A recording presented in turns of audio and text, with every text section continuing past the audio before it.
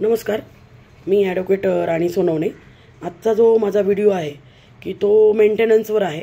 Maintenance म्हणजे की आता आपण जर बघितलं फॅमिली कोर्टामध्ये, तर फॅमिली कोर्टामध्ये जे काही दावे दाखल होतात त्यातल्या 80 ते 85% डॉक्युमेंट केसेसमध्ये मेंटेनन्ससाठीच केसेस दाखल झालेले असतात।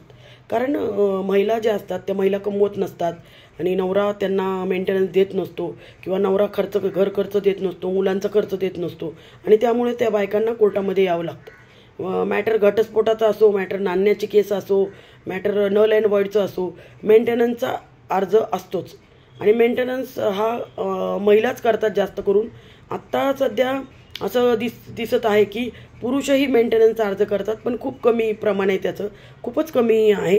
म्हणजे खूप कमी केसेसमध्ये मेंटेनन्स पुरुष मागतात आणि बऱ्याचदा ते पुरुषांचे मेंटेनन्सचे अर्ज केस वाईज ते त्यांना मिळतही नाही।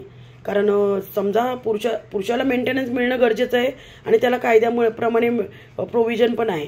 कायद्याप्रमाणे मेंटेनन्सचा जो सेक्शन आहे, ते कलम आहे, ते पुरुषांसाठी पण आहे।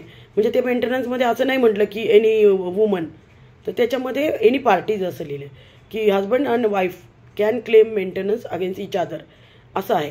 त्यामुळे हजबंड पण क्लेम करू शकतो, वाईफ पण क्लेम करू शकतो। मेंटेनन्समध्ये सगळ्यात महत्त्वाचं काय आहे, तर मेंटेनन्समध्ये सगळ्यात महत्त्वाचं आहे if she is not working, she or he is not working, आणि हे खूप महत्त्वाचं आहे।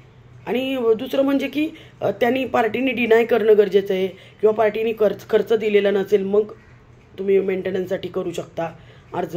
म्हणजे समजा की एखादा नवरा आहे आणि त्या दोन नवरा बायकोमध्ये भांडणं झालीत आणि केस कोर्टामध्ये दाखल केली बायकोने घटस्फोटासाठी किंवा कशासाठी, पण नवरा जरी केस दाखल केली त्यांनी, जरी त्यांच्यामध्ये वाद झाला, तरी नवरा पर मंथ मुलाचा खर्च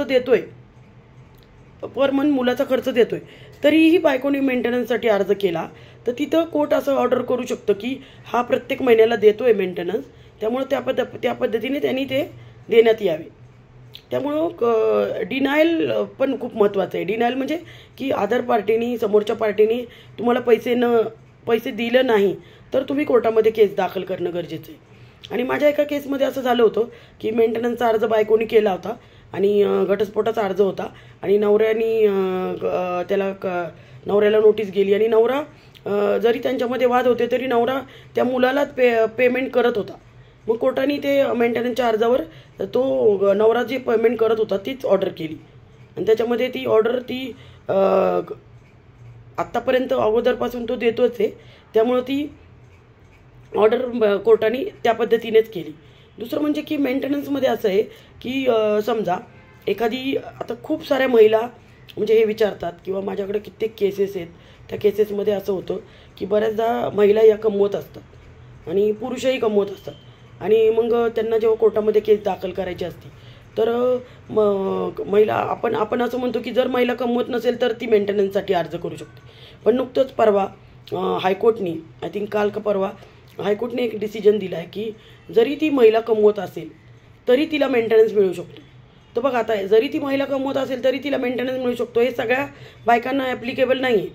ती महिला कमवत असेल आणि पुरुष पण कमवत असेल आणि समजा एक्झाम्पल घ्या, एक्स ही महिला आहे आणि एक्स ही महिला ती कमवते आणि तिला पर मंथ 20,000 उत्पन्न मिळते आणि वाय तिचा नवरा आहे आणि वाय पण कमवतोय, पण वायला जे आहे, वायला 80,000 पगार आहे।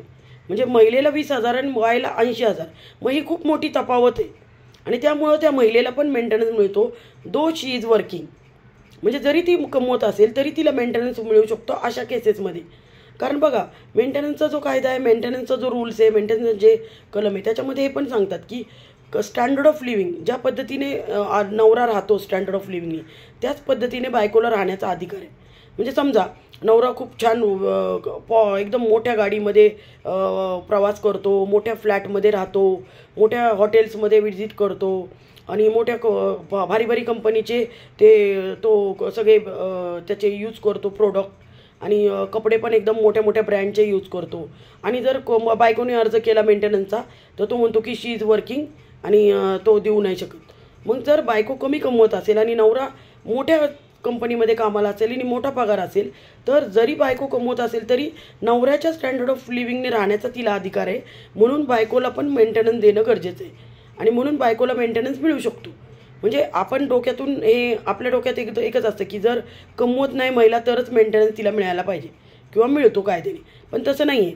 जरी महिला कमवत असेल पण ती कमी कमवत असेल नवऱ्याच्या कंपॅरिझनमध्ये आणि त्याच्यामध्ये खूप मोठी तफावत असेल तर महिलेला मेंटेनन्स मिळू शकतो. त्यामुळं असं मेंटेनन्सचं आहे. आणि मेंटेनन्सच्या बाबतीत जे आपण म्हटलो की मेंटेनन्सचं जेव्हा आपण केस दाखल करतो किंवा मेंटेनन्समध्ये जेव्हा अर्ज असतो तर त्याच्यामध्ये सगळ्यात महत्त्वाचं आहे की बघा की रजनीश वर्सेस नेहा सुप्रीम कोर्टचं एक जजमेंट आहे 2020चं. ते खूप चांगलं जजमेंट आहे आणि ते मेंटेनन्सच्या रिलेटेडच आहे. मेंटेनन्सच्या रिलेटेड सगळे पॉईंट त्याच्यामध्ये डिस्कस केलेले आहेत. तर त्याच्यामध्ये असं सांगितलं गेलेलं आहे की जर मेंटेनन्सचा कोणी क्लेम केला नवऱ्याने किंवा बायकोने तर दोन्ही पार्टीने त्यांचे इन्कम रिलेटेड डॉक्युमेंट सगळे कोर्टामध्ये हजर करणं किंवा दाखल करणं गरजेचं आहे. म्हणजे समजा बायकोने मेंटेनन्सचा अर्ज केला तर बायकोने स्वतःचे पण डॉक्युमेंट दाखल करणं गरजेचं आहे आणि नवऱ्याने पण स्वतःचे डॉक्युमेंट दाखल करणं गरजेचं आहे. तर ते डॉक्युमेंट काय आहेत तर ते डॉक्युमेंट म्हणजे मागील 3 वर्षाचं इन्कम टॅक्स रिटर्न, मागील 3 वर्षाचे बँकेचे स्टेटमेंट, तुमची सॅलरी असेल तर सॅलरी सर्टिफिकेट मागील 3 वर्षाचे, तुमचे काही प्रॉपर्टी असेल तर ते प्रॉपर्टी डिटेल्स, अशा पद्धतीने तुमचा खर्च असेल त्या खर्चाच्या रिलेटेड तुमचे सगळे डॉक्युमेंट असेल ते. आणि समजा तुमची जर अपोजिट पार्टी किंवा स्पाऊस तुमचे जे असेल ते पण कुठं कामाला असेल आणि त्याचे पण तुमच्याकडे काही कागदपत्र असेल तर ते पण तुम्ही दाखल करू शकता. मग ते कागदपत्राच्या आधारेच मेंटेनन्सची ऑर्डर होऊ शकते. आणि समजा मेंटेनन्सच्या या अर्जामध्ये तुम्ही तुमचे मेंटेनन्सच्या रिलेटेड कागदपत्र दाखल केले नाही तर मग तुम्हाला ते मेंटेनन्सचा जो अर्ज आहे त्याच्यामध्ये तुमच्या विरुद्ध ऑर्डर होऊ शकते. आणि तुम्ही जर व्यवस्थित तुमचे कागदपत्र दाखल केले नाही तर तुमच्यावर ॲक्शन घेऊ शकतात. आणि समजा तुम्ही खोटे कागदपत्र दाखल केले तर तुमच्यावर गुन्हा दाखल होऊ शकतो. बऱ्याचशा केसमध्ये असं झालं आहे की महिला कमवत आहेत आणि त्यांनी कोर्टापासून ती बाब लपवलेली आहे आणि त्यामुळं त्यांना मेंटेनन्स मिळालेला नाही असं कोर्टाने ऑर्डर केलेलं आहे. माझ्या एक केसमध्ये असं झालं की बघा की मेंटेनन्समध्ये हाही एक प्रश्न असतो की मेंटेनन्सचे अर्ज किती करू शकते महिला. तर मेंटेनन्सचे अर्ज तिला पाहिजे तेवढे करू शकते. पाहिजे तेवढे म्हणजे काय तिला जो ॲक्ट आहे, तिला जे कलम आहे, तिला जो हक्क आहे, तिला ज्या कायद्याप्रमाणे तिला हक्क आहे त्याप्रमाणे. म्हणजे बघा आता महिलांना मेंटेनन्स किती प्रकारे मिळू शकतो. CRPC 125, Hindu marriage act section 24, परत डोमेस्टिक व्हायलन्स ॲक्ट सेक्शन 23 आणि हे 3 Hindu adoption and maintenance act त्याच्याप्रमाणे पण ती करू शकते. म्हणजे असे आपण 4 बघितले आहे तर मग 4 अर्ज ती करू शकते. पण 4 अर्ज जरी केले तर 4मध्ये तिला मेंटेनन्स मिळणार नाही. 4मध्ये जरी मिळाली तरी ती थोडी मिळणार आहे. म्हणजे समजा 4मध्ये मिळाली तर एकीकडे 1000, एकीकडे 1000, एकीकडे असं. म्हणजे समजा किती जरी अर्ज केले महिलांनी तरी तिला मेंटेनन्सची जी रक्कम आहे साधारण नवऱ्याच्या उत्पन्नाच्या 1/3 रक्कम वाईफला मिळते. तर ती तेवढीच मिळणार आहे, त्याच्यापेक्षा जास्त मिळणार नाही. थोडीशी कमी मिळू शकते कारण डॉक्युमेंटेशन वगैरे डॉक्युमेंट कसे फाईल केले तसे. तर तुम्हाला तेवढीच मिळणार आहे. दुसरं म्हणजे सगळ्यात महत्त्वाचं की जरी बायकोने खूप सारे अर्ज केले तरी तिने कोर्टामध्ये मेंटेनन्सचा अर्ज करताना प्रत्येक कोर्टामध्ये हे सांगणं गरजेचे की मी एवढे सगळे अर्ज केलेले आहेत. आणि समजा एखाद्या मेंटेनन्सची ऑर्डर झाली असेल तर त्याची पण माहिती देणं कोर्टाला गरजेचं आहे. माझ्या एक केसमध्ये असं झालं की मी वाईफकडनंच होते आणि DBचं मॅटरमध्ये मेंटेनन्सची ऑर्डर झाली आणि फॅमिली कोर्टामध्ये पण आम्ही मेंटेनन्स डिमांड केला होता. पण DBच्या केसमधलं मेंटेनन्सचं जी माहिती आहे तर ती माहिती देण्याचं तिथं कोर्टामध्ये राहिलं माझ्याकडून आणि ते राहिल्यामुळं माझं इथं मेंटेनन्स डिवोर्सच्या मॅटरमधलं मेंटेनन्स मला रिजेक्ट करण्यात आला. म्हणजे हा कायदा आहे की तुम्ही इकडं जर तुमची मेंटेनन्सची ऑर्डर आहे तर ती मेंटेनन्स ऑर्डर झाली आहे ती माझ्याकडनं नजर चुकीनं राहिलं पण ते कोर्टाची ऑर्डर आहे ती मला उभे करायची. त्यामुळं मी त्याच्यावर पण काय केलं नाही की मला असं कळलं की मला असं समजून आलं की नाही बरोबर आहे की आपण जरी नजर चुकीने केलं तर तरी ती आपली चूक आहे आणि त्यामुळे मी त्याच्यावर काही ॲक्शन घेतली नाही. मला इथं मेंटेनन्स मिळतो आहे. आता परमनंट मेंटेनन्सच्या वेळेस माझा विचार होईल ते ह्याच्यामध्ये. तर अशा पद्धतीने मेंटेनन्सच्या बाबतीत जेव्हा पण कोणतीही महिला किंवा पुरुष मेंटेनन्सचा अर्ज करणार आहे तर तुम्ही व्यवस्थित माहिती कोर्टामध्ये देणं गरजेची आहे मेंटेनन्समध्ये. आता हे झालं नवरा बायकोचं मेंटेनन्स. दुसरा मेंटेनन्स जो मुलांसाठीचा मेंटेनन्स आहे त्याचं काय तर समजा एखादी बायको कमवती आहे आणि नवरा पण कमवता आहे. नवरा व्यवस्थित त्या दोघांना सेम इन्कम आहे. दोघांनाही समजा 50-50, 60-60 हजार उत्पन्न आहे दोघांना सेम. मग इथं बायकोला मेंटेनन्स नाही मिळणार पण तिच्या दोन्ही मुलांना मात्र मिळेल कारण त्या मुलांची जबाबदारी दोघांची आहे आणि त्यामुळं ते नवऱ्याला मेंटेनन्स तो होणार आहे. तर ते मुलांना मेंटेनन्स हा मिळतो म्हणजे असं त्याच्यामध्ये हे नाही की ती कमवते म्हणून. बऱ्याचदा केसेसमध्ये असं मला म्हणतात, मी जेव्हा पुरुषांकडनं असते तेव्हा ते पुरुष म्हणतात की आता ताबा तर तिच्याकडेच आहे आणि ती पण कमवते, मग तिने बघावं. तर तिने बघावं, दोघांची जबाबदारी आहे मान्य आहे, पण मेंटेनन्स कोर्टामध्ये केलं तर कोर्ट ऑर्डर करतो. त्यामुळं तिच्याकडे ताबा आहे मुलांचा, त्यामुळं नवऱ्याने पण पोटगी देणं गरजेचं आहे. आणि बघा की पोटगीच्या ऑर्डरमध्ये एक लक्षात घ्या की नवरा बायकोमध्ये वाद असेल काय असेल तर पोटगीचा केस किंवा घटस्फोटाची केस किंवा नाण्याची केस बायका करणारच आहेत. तुमच्या नवरा बायकोमध्ये काही जरी वाद झाले तरी लक्षात घ्या की मुलांचा ह्याच्यामध्ये काही दोष नाही. मुलं तुमचीच आहेत, तुमच्या दोघांचीच आहेत आणि मुलांना तुमच्या भांडणामुळे सफर व्हायला नाही पाहिजे. की मुलांना खूप गरजेचं आहे सगळं मिळणं. तुमच्या दोघांच्या भांडणामुळे मुलं सफर नाही व्हायला पाहिजे, म्हणून तुम्ही कधीही मुलांना मेंटेनन्स देण्याचं टाळू नका. माझ्या एका केसेसमध्ये नवऱ्याने इतकं मेंटेनन्स द्यायचं टाळलं, म्हणजे तो काय करत होता, एक मुलगा आणि एक मुलगी होती त्याला, आणि आईकडेच ताबा होता दोन्ही मुलांचा, आणि मुलगा येऊन जाऊन वडिलांकडे राहत होता. तर वडील काय करत होते, मुलाचा खर्च करत होते पण मुलीचा खर्च करत नव्हते, कारण मुलगी थोडंसं बोलत होती. मुलगी थोडी मॅच्युअर्ड होती, जरा मोठी होती, आणि ती आईला त्रास होतोय म्हणून ती वडिलांना बोलत होती. तर ते वडिलांना बोलत होती म्हणून ते वडिलांना वाईट वाटत होतं की मला ती बोलते. पण असं करू नका. बघा, मुलं आहेत ती, आपण जन्म दिलेला आहे मुलांना, त्यांचं सांभाळ पालनपोषण करणं ही आपल्या पालकांचीच जबाबदारी आहे. कितीही काही झालं तरी मेंटेनन्स हा तुम्ही मुलांना नाकारू नका. म्हणजे कोर्टामध्ये जायला नका लावू बायकांना, की कोर्टामध्ये जातात त्यांना कोर्ट देणारच आहे. तुम्ही मेंटेनन्स हा इवन बायकांना पण द्या. तुमच्या नवरा बायकोमध्ये भांडणं असतील ठीक आहे, जर ती वर्किंग नाही तर तुम्ही मेंटेनन्स द्या. आणि समजा कोर्टामध्ये गेलं तर मग कोर्ट तुमची बाजू समजून घेतो आणि कोर्ट तुमचं ते तुमची जी हे आहे तुमची काय म्हणतात त्याला, तुमचं स्टेटस जे आहे ते कोर्टासमोर चांगलं राहील. की कोर्टामध्ये केस केलेली आहे बायकोने घटस्फोटाची आणि 1-2 वर्षापासून वेगळे, पण तेव्हापासून नवरा बायकोला आणि मुलांना मेंटेनन्स देतोय, तर हे तुमचं स्टेटस कोर्टासमोर चांगलं राहील आणि त्याचाच विचार केला जाईल. आणि समजा मेंटेनन्स काय होईल की समजा आता नवरा प्रत्येक महिलाला दोन्ही मुलांना आणि मुलांना एवढी रक्कम देतो आणि जास्त करून मग मेंटेनन्सची जेव्हा ऑर्डर होईल तर ती पण ऑर्डर कदाचित तेवढीच होऊ शकते किंवा कमी जास्त असं. त्यामुळे मेंटेनन्सच्या बाबतीत ह्या गोष्टी तुम्ही माहिती करून घेणं गरजेचं आहे.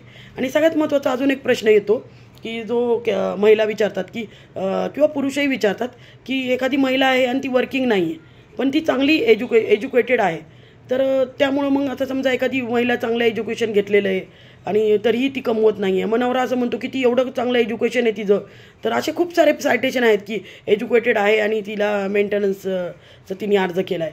तर बघा, जरी ती एज्युकेटेड आहे तरी ती वर्किंग नाही आहे, त्यामुळे तिला मेंटेनन्स मिळणं गरजेचं आहे. आणि बऱ्याचदा मुलांची जबाबदारी ही महिलेवर असते.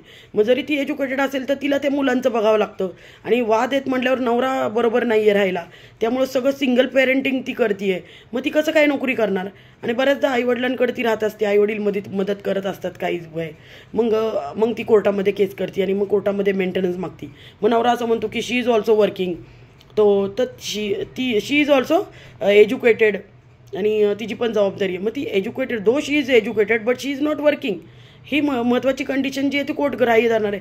की बघा, ती एज्युकेटेड असेल, तिच्याकडे सगळं नॉलेज असेल, पण ती वर्किंग नाही आहे, त्यामुळे तिला मेंटेनन्स मिळणं गरजेचं आहे. पण समजा एखादी महिला, तिची नोकरी आहे, तिचा जॉब आहे आणि ती बरेच वर्ष करत होती आणि कोर्टामध्ये केस दाखल केल्यानंतर तिने जॉब सोडला आहे आणि नवऱ्याने हे प्रूव्ह केलं की तिने जाणून बुजून हा जॉब सोडला आहे मेंटेनन्स मिळण्यासाठी, तर मग तिला नाही मेंटेनन्स मिळणार. कारण तिने तिचा जॉब होता, तुम्ही कोर्टामध्ये कागदपत्र दाखल केले, जॉब होता आणि तिने सोडले आणि कोर्टामध्ये जे डॉक्युमेंट आहेत आणि त्या डॉक्युमेंटमध्ये पण असं आलेलं आहे की जे की तिने जे काम सोडलेलं आहे त्याच्यामध्ये पण आलं की तिने हे केलं आहे, रिझाईन केलं आहे. मग असं जर कोर्टासमोर आलं तर कोर्ट हा विचार करेल की बाबा ती वर्किंग आहे आणि तिने वर्किंग जे सोडलं आहे काम ते विदाऊट एनी रिझन सोडलं आहे, मेंटेनन्ससाठी सोडलं आहे आणि त्यामुळे तिला मेंटेनन्स नाही मिळू शकत. पण ती वर्किंग आहे, पण तिने मुलांसाठी किंवा मुलांच्या सांभाळासाठी किंवा मुलांना बघण्यासाठी, घरामध्ये राहण्यासाठी, मुलांचं सगळं बघण्यासाठी जर जॉब सोडला असेल तर मग अशा वेळेस तो लक्षात नाही घेता येणार की ते विचार लक्षात घेता येईल की तिने मुलांसाठी तो जॉब सोडलेला आहे आणि त्यामुळे तिला मेंटेनन्स मिळणं गरजेचं आहे. तर अशा पद्धतीने मेंटेनन्सच्या बाबतीत हे काही ज्या गोष्टी आहेत त्या गोष्टी महत्त्वाच्या आहेत. आणि दुसरं अजून काही मेंटेनन्सच्या विषयी अजून मला आठवते का मी बघते, तर बरेचदा असं करतात बरोबर की पुरुष लोक केसमध्ये, आता माझ्या एका मॅटरमध्ये असं झालं होतं की नवरा वर्किंग आहे, चांगला वर्किंग करत होता आणि बायको वर्किंग नव्हती आणि नवऱ्याने मग बायको क्लेम करते, तो चांगल्या पद्धतीत चांगला पगार होता त्याला, पण नवऱ्याने काय केलं की ते एक जॉब त्यांनी रिझाईन केला आणि कोर्टामध्ये सांगितलं की मी जॉब रिझाईन केला. पण तिथं आम्ही कोर्टामध्ये दाखवलं की हे जॉब जो आहे तो त्याला कंपनीने काढलेलं नाही आहे, त्यांनी स्वतः रिझाईन केलेलं आहे आणि त्याला एवढा 1 लाख रुपये वगैरे समथिंग पगार मिळत होता आणि केवळ बायकोला पोटगी देण्यासाठी त्यांनी तो जॉब सोडलेला आहे. त्यामुळं त्याच्या जो हे होतं त्याचं जे लास्ट इन्कम होतं त्या ह्याच्यावरच कोर्टाने ऑर्डर केली मेंटेनन्स की असं असं झालेलं आहे. त्यामुळं नवऱ्यांनी म्हणजे फक्त बायकोला मेंटेनन्स द्यावा लागेल म्हणून किंवा बायकोला त्रास द्यावा लागेल म्हणून मेंटेनन्स द्यावा नाही लागेल म्हणून नोकरी सोडणं हेही खूप गरजेचं आहे. दुसरं एक कारण मला सांगायचं की बायका काय करतात की बघा की नवरा बायकोमध्ये जेव्हा वाद होतात ना तर ते छोट्या प्रमाणात असतात, मोठ्या प्रमाणात असतात. काही छोट्या प्रमाणात असतात. ते दोघं अगोदर भांडतात, नंतर म्युच्युअलला येतात, त्यांना कळतं की आता आपण सेटलमेंट करणं गरजेचं आहे. मोठ्या प्रमाणात म्हणजे त्यांचे एवढे इगो असतात दोघांनाही एकमेकांना त्रास द्यायचा असतो. दोघं एकदम म्हणजे एक इकडं तर एक इकडं असतं आणि त्याच्यामध्ये ते दोघं एकमेकांना त्यांना धडा द्यायचा असतो. बघा तुम्ही दुसऱ्याला जर धडा द्यायचा आपल्याला तर आपल्याला पण धडा मिळत असतो. आपल्याला एखाद्या व्यक्तीला त्रास द्यायचा असेल तर मी एखाद्या व्यक्तीला त्रास दिला तर त्रास मला पण होणार आहे, कारण आपण जे करणार आहे तेच आपल्याकडे येणार आहे ना. त्यामुळं आपल्याला हे करायचं नाही आहे. तुमच्या दोघांमध्ये वाद येतो तुम्ही बसून मिटवा. तुमच्या मेंटेनन्सच्या बाबतीत जे आहे तर केवळ बायकोला त्रास द्यायचा आहे म्हणून तुम्ही रिझाईन कराल, केवळ नवऱ्याला त्रास द्यायचा आहे म्हणून बायकांनी काहीतरी करायचं आहे. तर अशा पद्धतीने हे टाळणं पाहिजे. म्हणजे हे फॅमिली मॅटर जे असतात की जे मेंटेनन्सचे जे काही आपण बघितलं तर पेंडिंग संख्या जी आहे तर ती थोडीशी कमी होईल. म्हणजे बघा की नवरा बायकोच्या भांडणामध्ये जर नवरा बायकोनेच एकमेकांना समजून घेतलं आणि त्यांचे जे वाद आहे ते बाजूला ठेवून जर सेटल केलं तर हे मेंटेनन्स वगैरे हे केसेस जे आहे ते मेंटेनन्सची अर्जाची संख्या जी आहे ती कमी होईल. आणि मेंटेनन्सच्या रिलेटेड आपल्याला अजून काही माहिती हवी असेल तर तुम्ही मला नक्की सांगा. मी मेंटेनन्सच्या बाबतीत अजून एक व्हिडिओ तुमच्यासाठी नक्की बनवील आणि मला वाटते मी बऱ्यापैकी पॉईंट मी कव्हर केलेले आहेत जे मी ठरवले होते. तर मेंटेनन्सच्या बाबतीत मला हा व्हिडिओ बनवायचा होता की बरेचसे मेंटेनन्सचे अर्ज चालवताना मला हे जाणवतं आणि त्याबद्दल मी थोडंसं गायडन्स करायची मी प्रयत्न केला. व्हिडिओ आवडला असेल तर मला नक्की सांगा. व्हिडिओमध्ये काही राहिलं असेल तरी नक्की सांगा. व्हिडिओ नाही आवडला तरी मला नक्की सांगा, मला आवडेल. Thank you so much. बाय.